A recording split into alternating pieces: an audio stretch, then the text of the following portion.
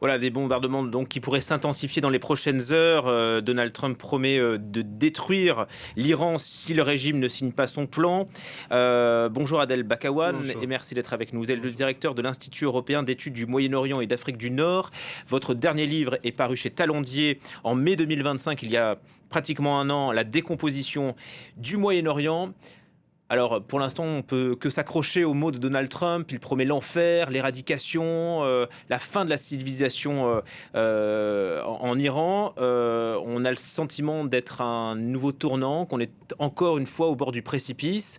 Que peut-il se passer ce soir à 20h, heure de Washington? Beaucoup de choses, oui. On arrive à un moment très très critique dans la conflictualité entre les États-Unis, Israël et la République islamique d'Iran. On a passé 2 ou 3 semaines dans ce qu'on appelle l'impasse. L'impasse, c'est quoi? C'est que les Américains et Israéliens, ils frappaient le corps militaire, les Iraniens répliquaient en frappant le corps militaire. Ils frappaient le corps économique, les Pasdaran frappaient le corps économique, etc., etc. Et donc, on avait l'impression qu'on était dans l'enlisement, dans une impasse où on n'avait aucune sortie. Donald Trump a lancé son ultimatum pour la première fois, il l'a prolongé la deuxième fois, il l'a prolongé sous la pression des Égyptiens, des Turcs, des Pakistanais pour la troisième fois. Et là, l'ultimatum arrive à terme. Arrive à terme. Et là, Pourquoi? il s'y tient. Voilà, il s'y tient. Pourquoi il s'y tient? Parce que ce n'est plus possible politiquement pour lui, idéologiquement, socialement, sociétalement. Il veut tout sauf cette attaque de ce soir-là. Pourquoi sauf cette attaque? Parce qu'en fait, il sait que ça coûte trop cher. À la fois militairement, politiquement, diplomatiquement, géopolitiquement, économiquement, ça coûte très cher. C'est les incertitudes totales. Est-ce que les Américains ont les moyens pour raser l'Iran? Oui, bien sûr. Mais est-ce qu'ils sont en mesure de maîtriser les conséquences de cette opération? Absolument pas. Mais alors, il va se passer quoi? Est-ce qu'ils Deux choses. ils vont détruire les ponts, comme le disait Deux Donald choses. Trump? Tout ce qui se passe là, depuis ce matin, ils ont bombardé déjà quelques ponts, n'est-ce pas? Universités, l'île du Kark, vous l'avez cité, l'île du Kark, c'est le poumon économique du pays. C'est là où on a 90% de pétrole iranien en réserve. C'est le robinet, si vous voulez, le robinet iranien. Et donc, tout ça, qu'est-ce que signifie tout cela?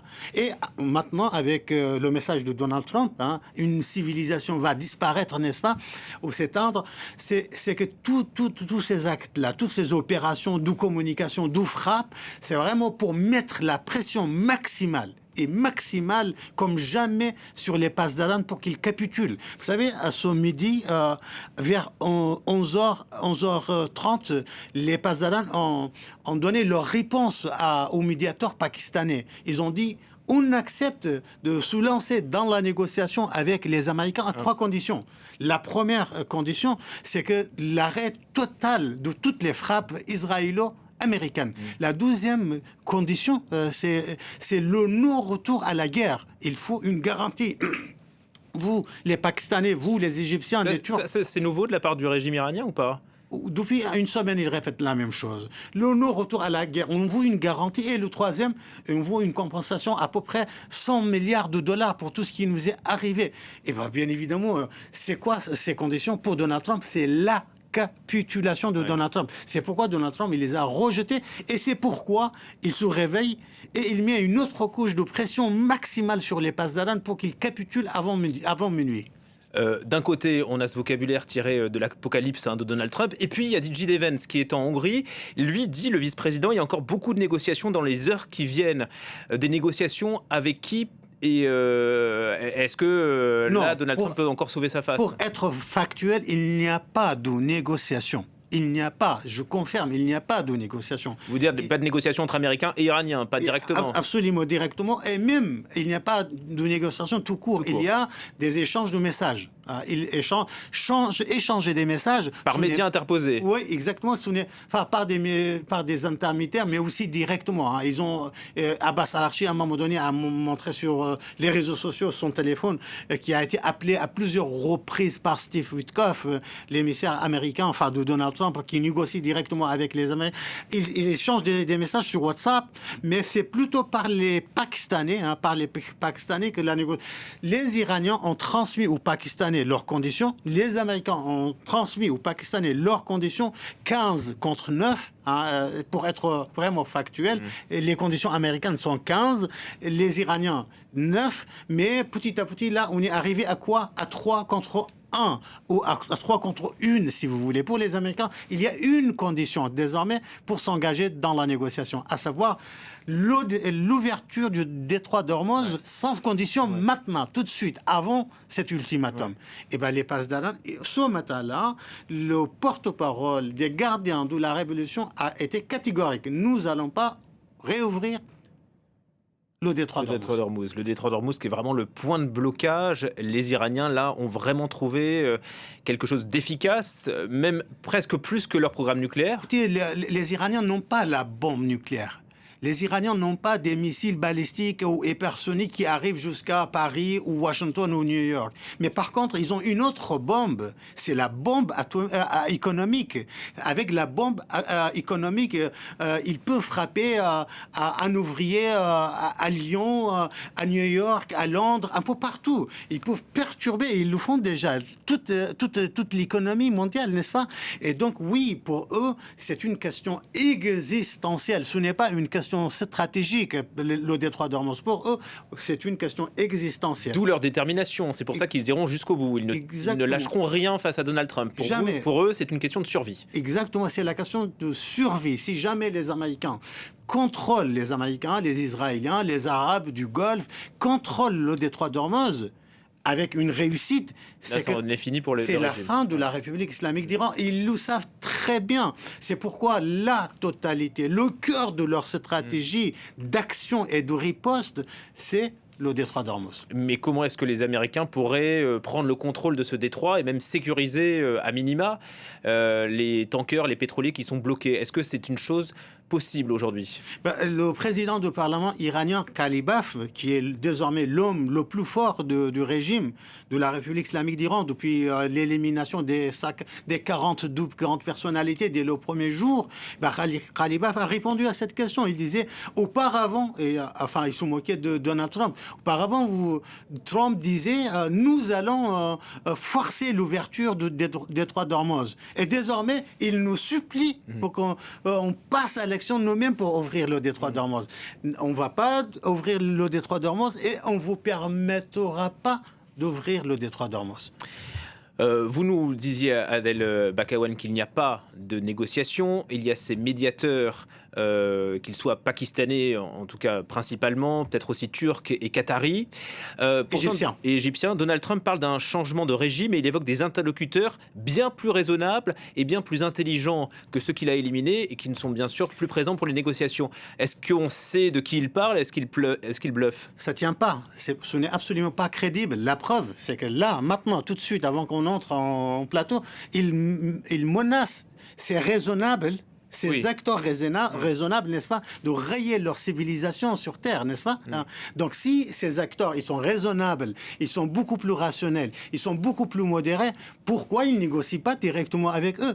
Ces acteurs raisonnables, rationnels, modérés n'existent pas. Donc il ne faut pas tenir compte de ce que dit Donald Trump sur ce sujet-là. C'est le fruit de son imagination. Vous savez, il faut connaître le fonctionnement du régime de la République islamique d'Iran. Nous ne sommes pas dans le contexte d'une dictature stalinienne ou du type de Saddam Hussein ou même du type de Bachar al-Assad.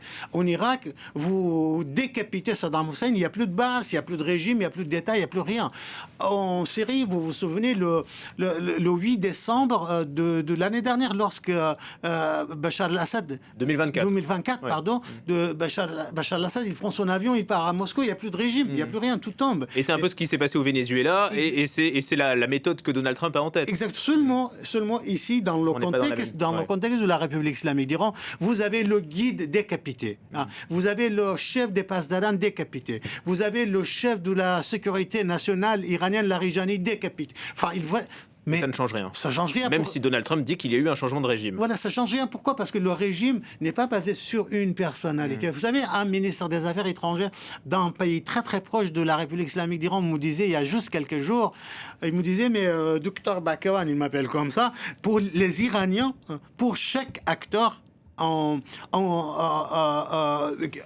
centre du pouvoir, acteurs clés, ils ont prévu déjà depuis à peu près 20 ans 7 remplaçants. 7 remplaçants. Vous assassinez le premier, il y aura le 12e, le 3e, le 4e, le 7e. C'est un régime, pour dire et conclure, totalement décentralisé. Et souvent, on me pose la question, qui dirige la République islamique ? Oui, allez-y. Qui dirige la République islamique ? Il n'y a pas un homme qui dirige, il y a un conseil suprême de la sécurité nationale. Mais ça, l'administration américaine, elle le savait. Écoutez, je pense que la CIA le savait parfaitement. Je pense que les experts du Pentagone le savaient parfaitement. Je pense que les militaires aussi. Mais vous êtes face à un acteur qui a plusieurs options. Il va choisir l'option qui correspond à son envie, à sa volonté, à son imaginaire du pays. On sait très bien qu'il a éliminé énormément d'acteurs au sein du Pentagone, de la CIA, même de la Maison Blanche, n'est-ce pas ? Et donc, celui qui prend la décision, ce n'est pas la CIA, ce n'est pas les acteurs militaires, c'est lui seul qui prend la décision. Et donc, je voulais dire, au sein de ce Conseil suprême de la sécurité, il n'y a pas un homme. Vous avez le président de la République, vous avez un représentant du guide suprême, vous avez le chef des Pasdaran, vous avez le chef de l'armée régulière, vous avez le chef des PSJ. Il y a à peu près 17 grandes personnalités du régime ensemble.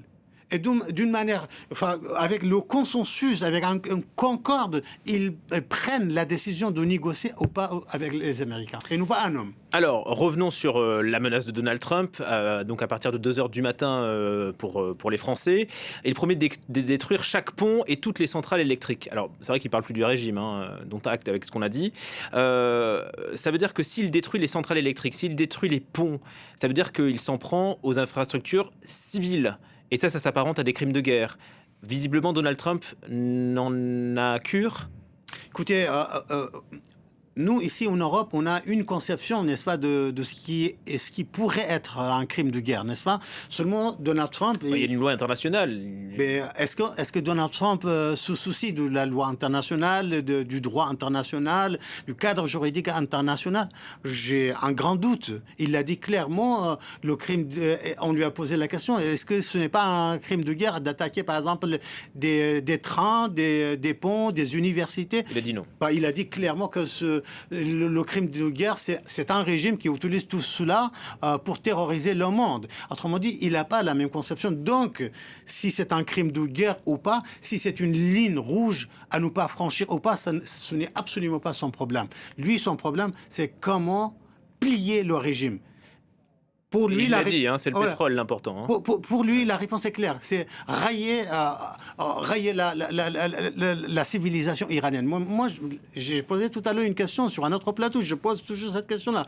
C'est-à-dire quoi, rayer la civilisation ? Est-ce que, en ramenant l'Iran à l'âge des pierres, on élimine la République islamique d'Iran ? On élimine le régime ? Non, absolument pas. Le régime restera même à l'âge des pierres. Même si vous rayez la civilisation iranienne, le régime restera là. C'est-à-dire que vous n'avez pas obtenu ce que vous voulez. On est là, en tout cas, face à deux positions maximalistes, que ce soit les Américains ou les Iraniens.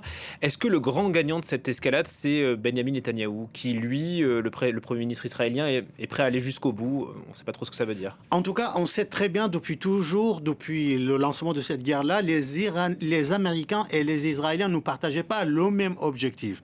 L'objectif pour Israël, c'est clair. Il est clair avec lui. Le Premier ministre Benyamin Netanyahou, je ne justifie absolument pas cette guerre, ni du côté des Pasdaran, ni israéliens, ni américains. Je suis là pour expliquer.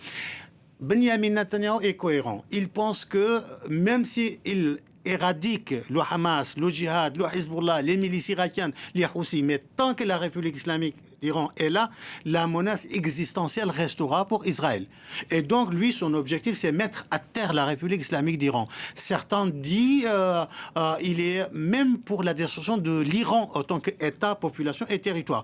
Mais par contre, Donald Trump, entre un objectif maximaliste et un objectif minimaliste, il navigue. L'objectif maximaliste, c'était quoi ? Il était à la table de négociation.